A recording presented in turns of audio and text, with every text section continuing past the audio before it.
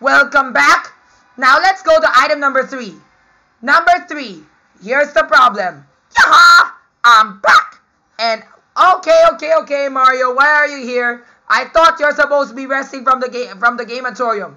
Why are you here? Yaha! Because the question for today is something pertaining to Mario Kart Wii. And it's my favorite game. Yaha!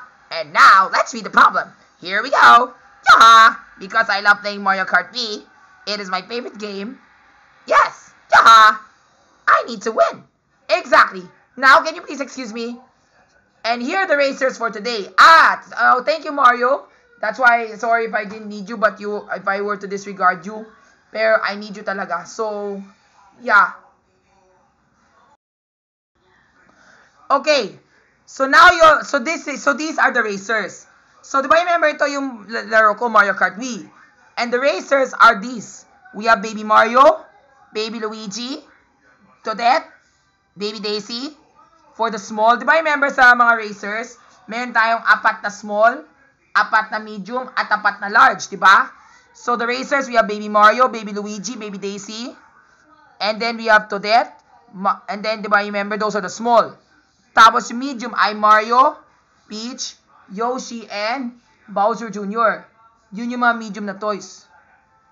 And then, Wario, Bowser, King Boo, and Dry Bowser, they are the adults, the big characters.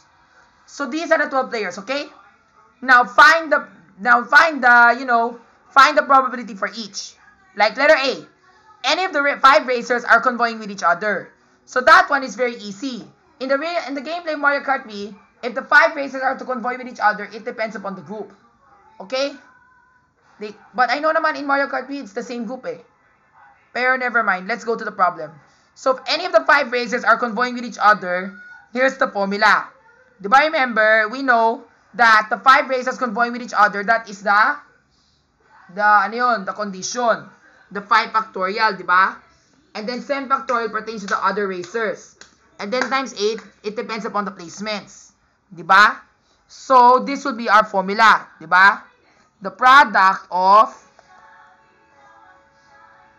factor 5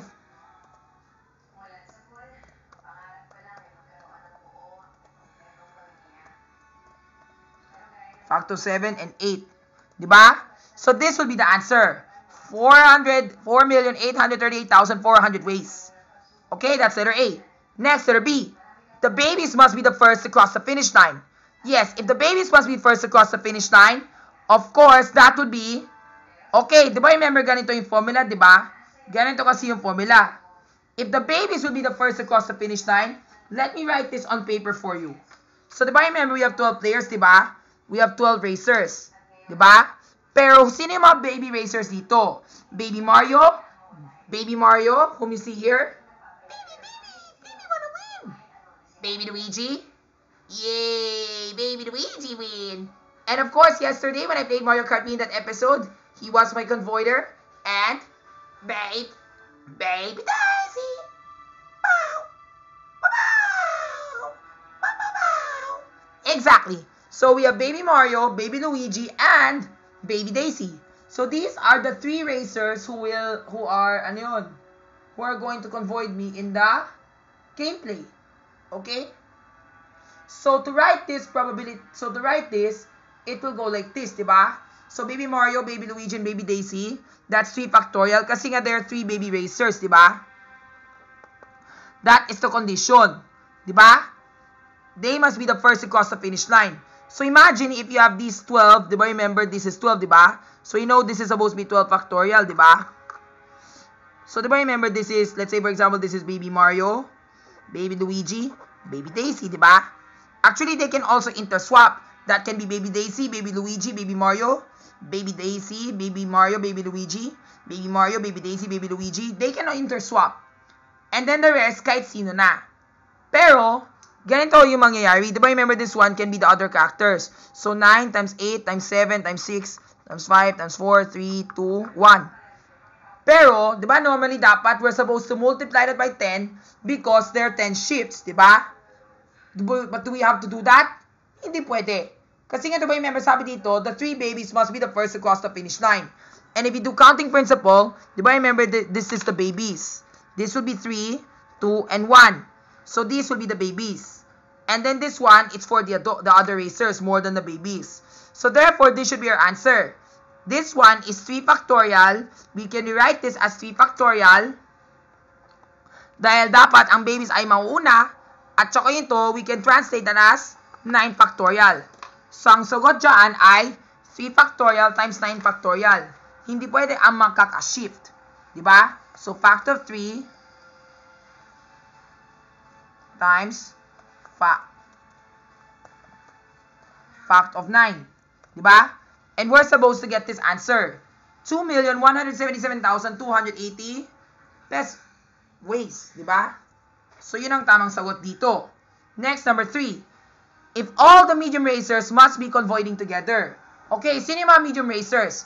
Diba remember in the gameplay in Mario Kart, the medium racers are Mario, Bowser Jr., Yoshi, and Peach. So they are the medium racers and they must be convoying together. And if that were so, ganito yung formula. Diba remember the medium racers, that is 4 factorial. This one for medium racers. Diba? Tapos the large racers and the small, that's 8 factorial. Other racers. Pero because it says convoying together. But let's say, for example, if all the medium racers must be the first and they must be convoying together. So they should be put on the left side if you were to apply counting principle. Pero they should be together in the race. So it doesn't matter kung sino mauna. So therefore, it's supposed to be 4 factorial times 8 factorial times 9. Meron siyang shift. Just like what my answer solution sheet says here. Diba? So yan. Let's type that. Product of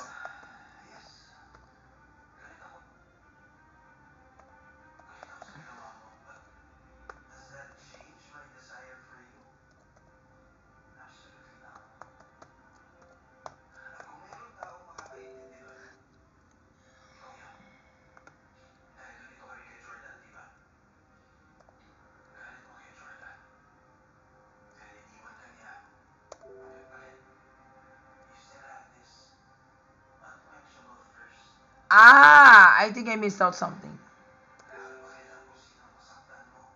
Yes, that's correct. Factor 4 times factor of 8 times 9. That's supposed to be the answer. 8,709,120 ways. Okay? Next, letter D. For letter D, find the probability. Ayan! Now it's asking for probability. Diba remember sabi ko sa probability, favorable outcomes, that's the condition. And then divide by the total number of ways, which is the denominator. So letter D, find the probability that Mario will cross the finish line first, followed by any Bowser, then followed by a female character. Ayan! So if you want to apply counting principle, ganito kasi yung mangyayari. So ito yun. Sa letter D, diba remember, I wrote already the line. First, second, third, fourth, fifth, sixth, seventh, eighth, 9. Tama? So therefore, diba remember, find the probability that Mario will cross the finish line first. Diba you know already? Yeah! That's right! In a game of Mario Kart Wii, it's always a trend that I will cross the finish line first. That's why I am the Mario Man. Come on, say with me. No time for that. We're supposed to be focusing on stats and props. Oh, come on. The racing convention's still on. We're talking about it. No, you already had it yesterday, diba? Ano ka ba, gusto mo magkarera hanggang sa habang buhay? Na wala kang trabaho? Oh. So I'm going to school? Exactly. You're supposed to be having school right now. Get the hell out of here, Mario. Anyways, so just what I've said, if Mario were to be first place, he will be here, diba? Kasi nga, it's just like letter B, kung saan, yung mga babies ay mag-cross first to cross the finish line. Yay! Baby win! Baby Luigi win! Baby Luigi win! Yahoo! Baby Daisy! Baby Daisy win too! Wow! Well, whatever. Anyway, that's why kanina they're put to the left. So therefore na yun, si Mario ang mauuna, so therefore Mario must be put in the very left. And of course, there's only one Mario Man here. Exactly! Because there's only one Mario Man here, and that's me. Yeah! Look at my face. That's a handsome, right? Yeah! Yeah, I'm the winner. Yeah, that guy's so cute, right? Yeah. Anyway, thank you, Mario. We don't need you right now. So as you can see, Mario should be first. So, and there's only one Mario man here. Siya yung mauna. And then normally dapat, if the question were supposed to be Mario being the first and then the rest, so therefore that's 1 times 11 factorial divided by 12 factorial. Tama? Pero, ang sabi dito, ang kasunod dyan ay sina Bowser, any Bowser, then followed by a female character. Okay, look at the problem here. Alin yung mga dito sa si Bowser? Meron si Bowser Jr., si Bowser, at saka si Dry Bowser. So therefore, for the second place, there are 3 Bowsers there. So tatlong Bowser. Tatlo. So tatlo. For the second, tatlo. So any of the 3 Bowsers. Okay? So itanggal din namin si, let's say for example, you got Bowser, so 10 more racers na lang. Okay? And then, sa pangatlo, si female. Alin yung mga female characters dito? Baby Daisy is a girl. Yes, I'm a girl. Toadette is a girl din. And Peach. So, tatlo. So, tatlo din. Tama? So, 1 times 3 times 3. And then the rest of the racers, 9 times 8 times 10 times 6 times 5 times 4 times 3 to 1, which is 9 factorial. So, yun yung solution. So, the solution for this answer is ganito. Pero that's not your answer, ha? Let me type it first. Diba? This will be our answer. The product of 3, because diba, remember there's ano yun, Mario, and then Bowser, and then a female character. And then, diba, remember, you want other 10 racers, diba? So, therefore, times factorial of 9. Diba? That's supposed to be the number of ways. Pero, ang gusto ko ay probability. So, probability, divide by 12 factorial. The total number of ways. So, kailangan tayo mag-divide ng fact of 12. So, we should come up with this answer. And the probability is 0.68%. Pero, we know most likely Mario will always be determined to win. So, therefore, there's more chance for Mario to win for that matter. Pero, I'm assuming lang talaga, this is the general statement, so that should be the right answer. 0.68%. Last, letter E. Same as question letter D, but Baby Mario, Peach, and a large character are its convoyers such that one of the medium characters must be in last place. Ayan, this will be a tough character because in this particular concept, this time naman, Baby Mario, Peach, and a large character are the convoyers. And they can be placed anywhere. So, ganito yung mangyayari. Alin dito si Baby Mario? Baby Mario Fast Racer. Exactly, that's him, right? He's present. At saka si Peach. So, kailangan makita namin si Peach. Diba? So, kasama doon si Peach, diba? And then, after that, we have, ano yun? Bowser, diba? So, Bowser, diba remember si Dry Bowser? Followed by any Bowser. Sino yung mga Bowser na yan? It can be Dry Bowser. It can be Bowser Jr. It can be... I think I said large character. Diba remember, same as question letter D. But Baby Mario pala, will cross the finish line. Baby Mario, Peach, and any large character are his convoyers. So therefore, yung large character, sino yung large character na yan? It can be either Wario, Bowser, King Boo, or Dry Bowser kung sino yung makita mo sa karera.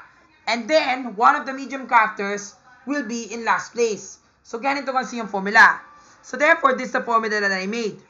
Yes, diba remember, ang first place I won because Mario must be first place. Tapos, yung pangalawa, it's supposed to be, ano yun? Mario, Peach, or ano yun? Mario or Peach, diba? Baby Mario or Peach. Pero, if they are his convoyers, they can interswap. So, therefore, this can be 2 factorial.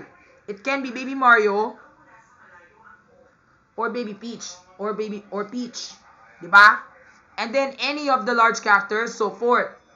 So, therefore, kung meron kang large character, that can interswap. So, therefore, yun nga talaga yung mangyayari. So, therefore, this would be 1 times 1 times 4, 2 factorial, times any of the 4 and times 3 factorial. O pwede naman 3 factorial, then you're gonna have to choose na lang.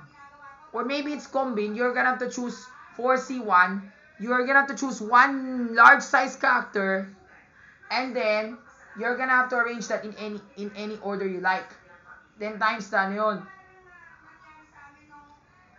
the 3 factorial. So therefore, that would be 4C1, that's for the large character, times 1 times 3 factorial. Because it depends kung sino yung large character na maging convoider mo. Diba? And then for the rest, and then for the medium, and then for the last place, it's a medium character. And if Peach were already in the Fast Racer, sino mga ibang medium characters doon? Si Yoshi at saka si Bowser Jr. So therefore, he should be in the 12th place. Diba? So yan. So ganito yun. So therefore, this will be Mario and then there are 11 racers na lang. So this will be Baby Mario, this can be Peach. So baka manay mo, this could be mga 2 factorial. So times 2, diba? 2. Either Baby Mario or Baby Peach. And this will be 1. Diba? And then yung 4th place, it can be any large character you like. So times 4. Diba? So this will become, 12, 11, 10, 9. And this one will be 8, diba? And then the rest will be 7 factorial. So therefore, ang tamang sagot dyan ay 4 times 7 factorial times 2 divided by 12 factorial. So this will be the answer to the problem. Pero, if we are going to interswap, that will be 2 times 1 times 4. Okay? Or let's say, for example, any large character whom you like. So therefore, that's 4C1 times 2, either of the 2, and then you're gonna shuffle them. Diba? And because it's combination, so therefore we're gonna divide by 3 factorial. Something like that. And then times the rest. So yun yung mangyayari. And then all divide by 12 factorial. So yan.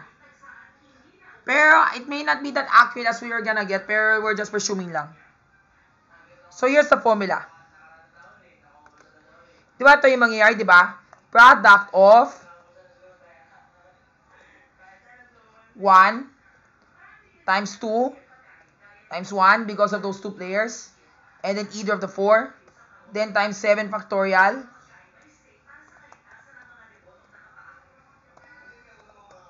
And then 2. Diba? Divided by the total number of outcomes, which is 12 factorial. Diba? And you're supposed to get this answer of, what's the answer? 0.02%. Pero I know this will never happen in reality because it's always a trend that Mario will always reach first place. So that one is not the probability in accuracy. Pero that's the probability in the problem. Okay? So yun lang. Now let's go to number 4.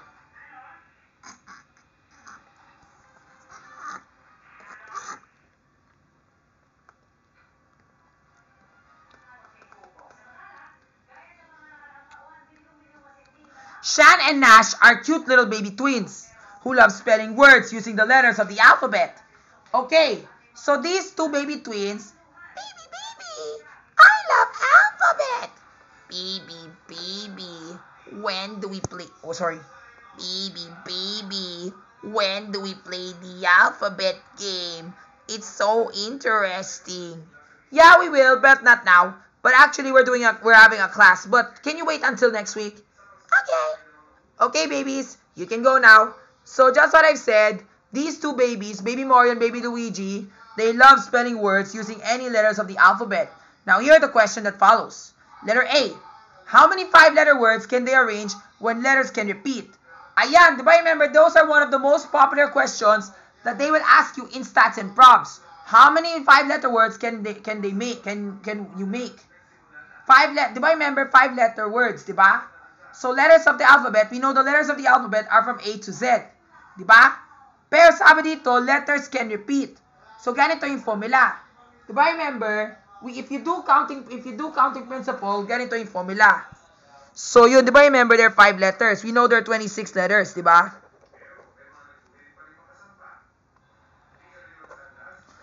And if you are to do this, diba remember, the letters can repeat. So, if you choose one letter, let's say for example, you got A, pwede ulitin yung A. So, for the first one, you can choose 26 letters. Pero since letters can repeat, pwede sa second letter, pwede maging A ulit. Tapos yung pangatlo, pwede maging A ulit. 4 at 5. So, tama. It's 26 times 26 times 26 times 26 times 26, or 26 raised to the 5th power. Kaya naman, that's also another variable that you're going to learn in probability. Exponents. We use exponents if the variables are independent, such that they can be replaced. Like for example, do you remember the letters can repeat? So you can still make the letter A be dandan. Pero let's say if it does not repeat, of course, let's say for example, for the first tile, ginamit mo si letter A. Sa second tile, hindi pwede kong gamitin si letter A. So you still got 25 more choices. So yan, that's when factorials are needed. But not like if they can repeat, we can use exponent. So therefore, the answer is 26 carat 5. Yun yung sagot. Okay? Letter B. Same as letter A, but the letters cannot repeat. Yan, yun yung sabi ko kanina. It's going to be 26P5. The permutation. Di ba remember sabi ko dito, this will become 25, 24, 23, 22. So if you are to do this, this will be the product of 26, 25, 24, 23, 22. And you will get this answer. Pero if you are going to apply the permute formula, you will do 26C5. Because there are 26 letters of the alphabet from the population, and you're going to choose 5 of them and then arrange them. So tama, that will be your answer din. Next, letter C. Oh, sorry, not this one. Letter C. Same as letter A. Pero find the probability that a vowel must be in the 3rd and 5th tile. Note that letters can be repeated. Ayan, for this particular concept or situation, you're still going to have 5-letter words. Pero dito sa 3rd at 5th tile, the letters can be repeated. And you're supposed to have a vowel. Ganito kasi yun. So, if you're going to make the line, di ba remember it goes like this, di ba? So, di ba remember there are 5 letters. Ang sabi dito, the vowel must be in the 3rd and 5th tile. So, ang kailangan dito, vowel at vowel. V na lang for short. Ilan yung mga vowels dito sa alphabet? A, E, I, O, U. Tama? So, we have 5 vowels. So, therefore, on the 3rd tile, we put 5. Pero ang sabi dito, the letters can repeat. So, pwede 5 rin tayo dito sa dulo. Tapos, for the rest, they're all consonants. Ilan yung mga consonants? So, 26 minus 5, which is 21. So, the rest will be 21 times 21 and 21. So, therefore, this will be our answer. It's 21 times 21 times 5 times 21 times 5. Pero, thanks to associative or commutative property of multiplication, we can just rewrite that as 21 times 21 times 21 for the consonants times the vowels 5 times 5. We can simplify this in writing that in exponential notation. Doing that will yield us 21 raised to the 3rd times 5 squared. Yun yung sagot. Gets? So this will be 21. So we type their product of 21, 21, 5, 21, 5. Tama? We are supposed to get this answer. Pero if you're going to do 21 raised to the 3rd power times 5 raised to the 2nd power, you'll still get the same answer din. Exactly. Next, letter D. How many ways can they arrange all the letters in the word sumptuous? Okay, let's write the word first. Okay, so we have the word sumptuous, diba? So to spell that, that's S-U-M-P-T. Tama ba? U-O-U-S. Okay? So looking at the letters of the alphabet in the word sumptuous, how many ways can they arrange all the letters in the alphabet?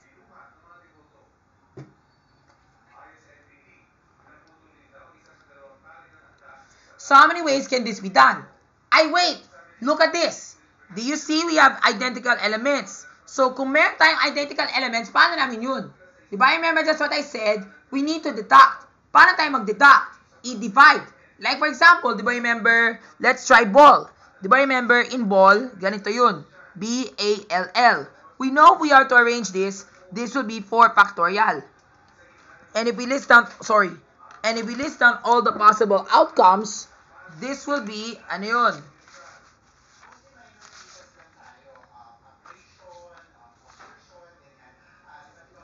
This will be ball, or this one, diba?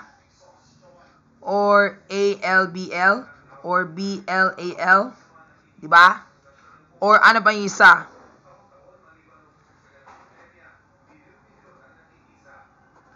Diba? So yun. Pero that is only 6. And if you're going to do this again, dodoble yung L. So we know in general that's supposed to be 6. Pero dapat that's supposed to be 4 factorial. 4 factorial is 24. Tama? Pero we know that's supposed to be 6. So kailangan tayo mag-divide. Ay wait, ito pala. Kasi nga dapat yung L namin ay nasa second. Diba? Kasi nga that's still not enough. Dapat supposed to be 12 kasi eh. So, because, diba, remember, 4 factorial, and then there are 2 identical elements. So, 4 factorial divided by 2 factorial, 4 times 3 times 2 factorial, divided by 2 factorial, 4 times 3 to give you 12. So, that should be the answer. Kaya naman, for this particular problem, whenever you have a duplicated number of elements, you're gonna have to divide it by the number of duplicates. Kasi nga, diba, remember, why we divide the 2 factorial? Because, if we are to arrange the L's, they are identical. At saka, hindi kailangan namin to. Unless lang, may L sub 1, L sub 2, and that will be more specific. Pero since these L's are very identical with each other, so therefore, ang kailangan namin ay deduct. So we need to deduct. So we need to divide that by 2 factorial. Because we're going to remove the arrangement of the duplicated L's. So for this one, count how many letters of the alphabet are there. How many are they? 1, 2, 3, 4, 5, 6, 7, 8, 9. 9 factorial. Ilan yung mga duplicates namin? Do we have a duplicated S? Yes, we have. So, divide by 2 factorial. Alin pa yung mga duplicate? Ang letter U. U as in umbrella. So, therefore, divide by 3 factorial. Kailangan tayo mag-divide. Because we are going to remove the duplicates of rearranging the 2 S's and the 3 U's. So, this will be our formula. Ganito yun. So, this will be factorial of 9 divide by factorial of 2 divide by fact of 3. Diba? Kasi nga we're gonna divide because we're gonna continue dividing. It's the same as 1 over 2 factorial times 1 over 3 factorial. So, yan. And di ba remember, numerator and denominator? Numerator divides out by the denominator. So, yun yung sagot. And the answer must be 30,240 ways on how to arrange the letter sumptuous, the word sumptuous. The letters in the word sumptuous. Last but not least, letter E. Same as letter D. But find the probability that all the vowels and consonants must be grouped with each other. Ayan. This could be a tough problem.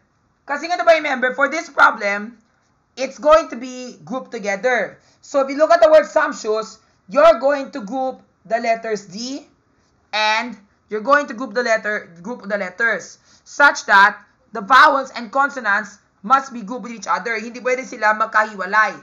Dapat all together. So here's the formula what I've done. Ganito yung formula. Ito yung formula ko. For the vowels, it's 4 factorial divided by 3 factorial. Ilan yung mga vowels dito sa word sumptuous? U, U, U, O.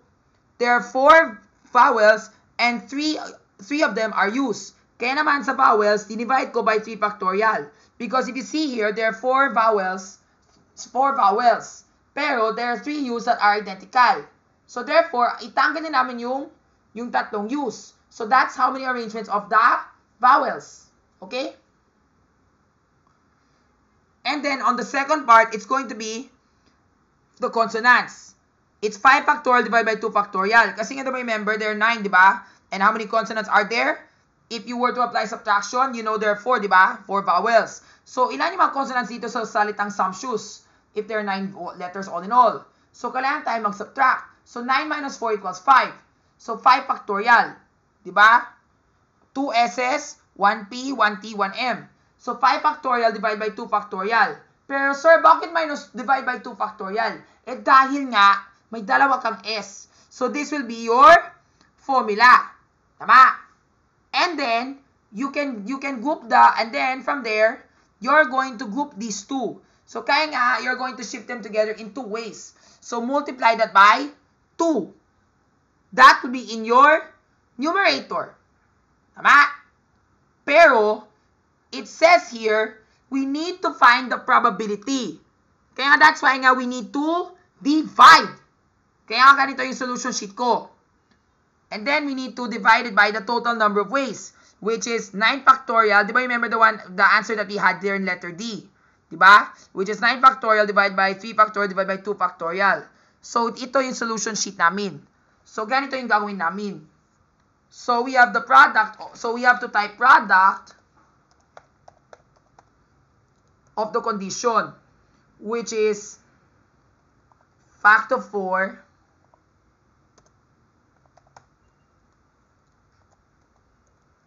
divided by fact of 3. Diba? That's the first, diba? Kailangan tayo mag-divide. Diba? This one simplifies first, diba? The factorial of 4 factorial divided by 3 factorial. That's the first number. And then fact of 5 factorial divide by fact of 2. Diba? Divide. Dapat may slash, diba? Fact of 2. Diba? And then the third one is multiplied by 2. And then, press enter. But that's not our answer yet because it talks about the number of ways. So, ang kailangan namin ay i-divide na namin by the answer here, which is your answer here. Diba? Remember, yung 30,240 ways comes from the total number of arrangements of arranging the letters in the word some shoes. At yun na talaga yung sagot. So, the probability is, ano yun? It's 1.59%, which is simply rounded up to 1.6%. Tama? Okay. Now, if you are to apply the long cut, this is exactly how it will go. Diba, remember, if you apply the long cut, it will go like this. Fact of 4 divided by fact of 3. Diba? This will be 4 possible outcomes. Kasi diba, remember, if you were to arrange the letters O and U here, the O can be in the first, the O can be in the second, the O can be in the third, and the O can be in the fourth. Tama? And then, we multiply that by and then we have fact of 5 divided by fact of 2. Diba? We're supposed to get 60 because there's 60 ways on how you can arrange the consonants. Diba? And then we multiply that by 2. And then we do the product of everything. The product of everything, diba? So, product of all the numbers here. Product. And then we get this answer 480. Then from there, we need to divide it by this one. So, we get the same answer. Exactly. Okay? Now, you know already how this game works. Last but not least, let's go now to number 5. Yung mga passcodes. Mabilis lang yun. It's the same as letters, but this time, it's all about numbers. Okay? It says here, Christina Q's lock screen on her phone requires a 6-digit passcode. Ayan, di ba remember lahat yung mga cellphones, kapag gusto mo mabugusan yung cellphone mo para you can use it, you need to unlock it with a certified passcode. So, kailangan ka mang passcode para mo i-unlock. So, here's the question that asks. Letter A. How many ways can this be done if digits are not repeated? Ayan, that means the digits cannot be repeated. Madali lang yan. Kasi nga that implies factorial. And we know naman for the digits, there are 10 digits. Diba? So, 10 to 1 to 0. So, therefore, for the first one, if you apply counting principle, there are 10. And then, if you try the second one, there are 9. Then 8, then 7, and 6, and so on. Diba? Madali lang yan. So, therefore, this would be 10p6. Okay? That will be our formula. 10 permute of 10, 6. Yun lang. So, 151,200 ways. Next, number 2. The odd tile requires an even number while the even tile requires an odd number. But numbers can repeat. Ayan, ganito kasi yung mangyayari. So if that were the situation, ganito kasi yung criteria. Okay? So, di ba remember sabi dito, if the odd number will, will repeat. If the odd tile requires an even number. So, ganito yung criteria. So, di ba remember, this is the, this is the solution sheet, di ba? So, this is the passcode that consists of 6 tiles, di ba? So, 6, di ba? And then, this is the odd tile. So, odd. Di ba? And then, this is even. Ang kailangan namin ay baliktaran. Kasi nga, di ba, remember, an odd tile, this is the odd tile. Ang kailangan namin ng odd number. So, dapat, ang odd number, it requires an even number. So, dapat ang numero na yan ay even number. So, EN because even number. Tapos dito, ON because odd number. Kasi nga, di ba, sabi dito sa problema, an odd tile requires an even number and an even tile requires an odd number. So, this is how it will go, di ba? And if you look at the numbers from 0 to 9, ilan yung mga even numbers dito? There are 5. But the good news is numbers can repeat. So therefore, this will go like this. So for the even numbers, there are 5 even numbers. So this will be 5. 0, 2, 8, 4, 6. If any of them were used, therefore the next one will still be the same. Even the third one, di ba? And then this one, the odd 5, 5, 5. Tama? Parang siyang just like 5 raised to the 6th power lang, no? O nga eh. Kasi nga, di ba, remember, odd and even and odd and even, and then you apply the commutative or associative property of multiplication, you will still get the same answer. So, yun yung sagot. 5 raised to the 6th power. Yun lang. 15,625 ways. Now, for the third item. Find the probability such that anyone can unlock her phone such that the clue provided is that the third slot is number 9 and numbers don't repeat.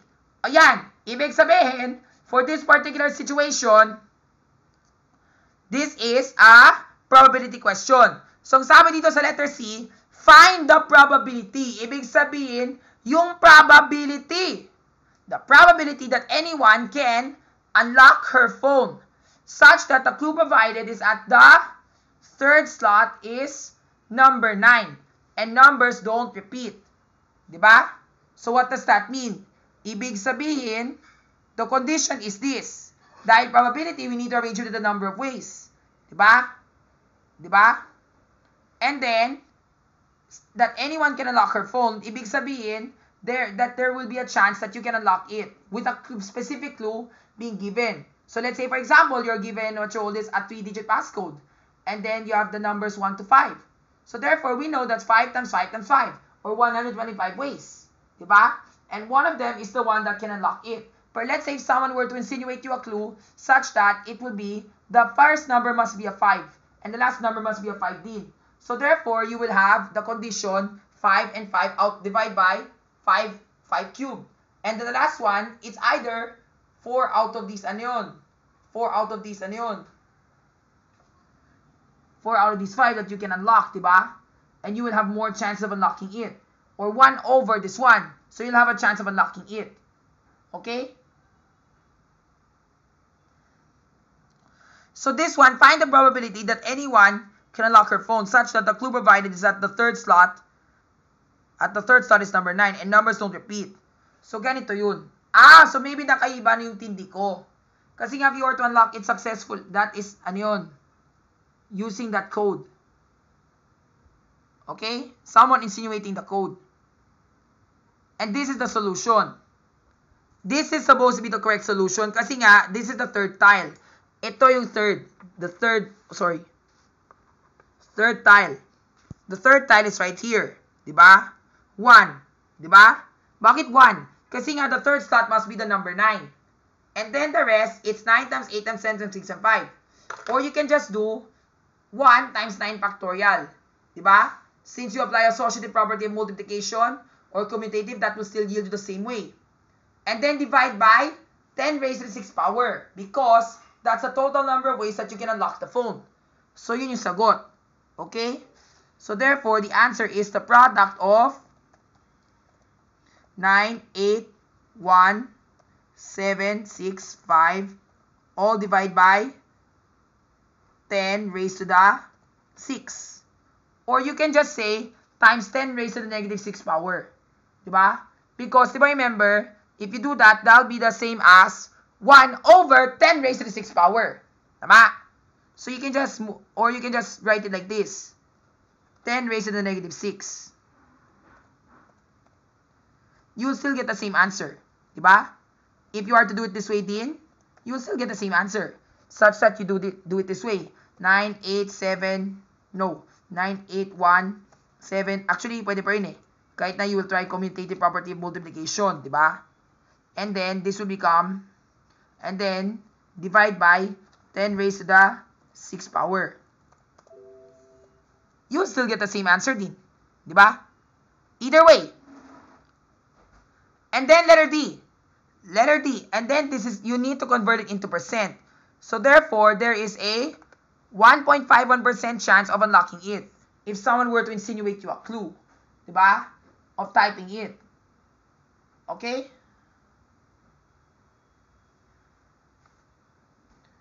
Next, letter D, same as letter C, finding the probability, but the first digit must be a number that is greater than 6, and the last digit must be a number less than 3. Okay, ano yung mga number digits that are greater than 6? We know that the 7, 8, and 9 are greater than 6, diba? But it's in the first slot. So therefore, it's right here, diba? This is my answer. So, 3 should be in the first slot because there's 7, 8, and 9. Diba? Those digits are higher than 6. And the last digit must be a number less than 3. So, alam nyo mga digits that are less than 3? 0, 1, and 2. So, dalawa. Pero, I know I did not put 0 there because baka man mo 0 were not counted as a number that's less than 3. Pero, I think it's still counted. Pero, yun nga. Okay? That's supposed to be 3. 3 points sa dulo. And then after that, 8 times 7 times 6 times 5. Then all divide by 10 raised to the 6 power. So, ganito yung solution sheet mo. So, product of 3 times 8 times 7 times 6 times 5 times 3. And then 10 raised to the negative 6. You will still get this answer. Diba? Teka, is that the same answer as before? Parang that's the same, no? Parang siyang same answer just like last time. I do not know why kaya. Or maybe because one of these numbers can still yield the same thing eh. I think I get na. 3 times 3 equals 9. Okay. So that's also still your chance of unlocking it. Same pa rin. Last but not least, letter E. Ito na yung pinakagusto ko.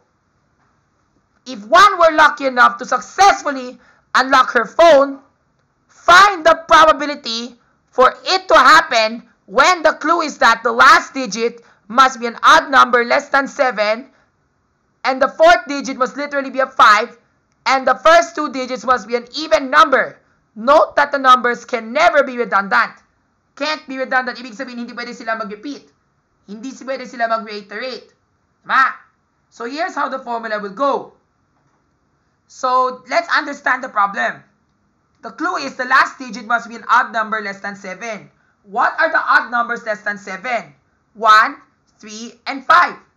Pero, ang sabi dito, the fourth digit must literally be a 5. So, ito na si 5. So, dapat kasama na si 5 dito. So, dapat dito, it can be 1 or 3. Tama? And then, the first two digits, that's supposed to be here. It should be an even number. So, alin yung mga even numbers? 2, 6, 8, 0. Diba? So, therefore, that would be 5 times 4. So, 5 and 4. So, tama. This even. Even. So, 5, even numbers. Then, this becomes 4. And then, how many more numbers to choose from? Because this is 10, 9, 8, 7, 6, 5. So, yun yung sagot. And, diba remember, one must unlock it successfully. So, you'll only have one chance to unlock it. Parang gets ko na. Diba remember that the first one, that's supposed to be unlocking it. So 1 over this one, if someone were to insinuate you the clue. Diba? Okay? That means if you were able to unlock it, so it's 1 over. Diba? Kasi nga, lucky enough to successfully unlock it, if you're lucky enough to unlock it successfully, that is only a minor % chance. And diba remember in a passcode, only one of the rest of the passcodes is the one that can unlock it. So 1 over the clue. Diba? Like for example, diba remember if you have a 3-digit passcode from 1 to 5, only one out of the 125 possible outcomes will help you unlock the lock. Diba? So yan. So this one will be 1 over the clue. Diba? So yun yung solution because one of the passcodes is the one that is used to unlock the hidden treasure. So kaya naman it's 1 over the condition such that they insinuate you a clue. So the answer will be like this. 1 divided by product of this following. 5, 4, 6, 1, 5, and 2. What answer do you get? Whoa! That's a minor % chance of unlocking your phone. It's 0.08%. Ang konti lang yung probability. Hanep! Pero good luck unlocking it! And that's it for the problem. Stay tuned for more.